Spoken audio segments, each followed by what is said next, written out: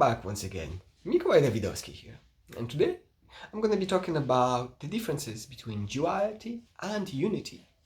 Have you heard both of them? Unity and oneness, to be exact.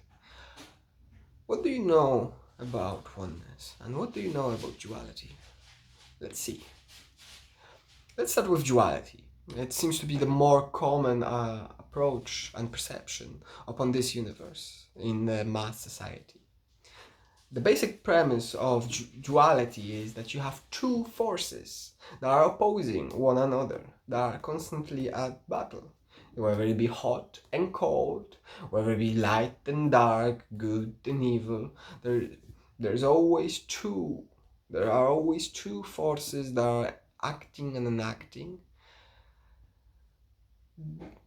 that are causing you to perceive the world as if there's more than one, simply saying. And yet you always gotta choose one and resist the other in some way, shape or form, or find the balance between the two, having just the right amount of one and the other. On the other hand, we have unity, which is unification process, where you start to unify the perception of duality into the oneness. And the way the process goes is you start to merge all the things that seem, at least on the surface level, to be separate, to be the absolute opposites of one another, into a unified form, eventually shifting into the perception of oneness. And the perception of oneness means all is one. And the highest truth that we can convey with our speech is that all is one. All is, and let's leave it at that. Like Alan Watts likes to say. But all is one is a very, very, very powerful statement. And to truly grasp that, it can take years for an individual, for mystics, for monks, to contemplate upon that reality. Because unless you have a direct experience of it, it doesn't make much sense. You obviously have cold and you obviously have warm, so how can you not have one of those? Well, the simple answer is like you have only warmth, and what you have is a varying degree of warmth.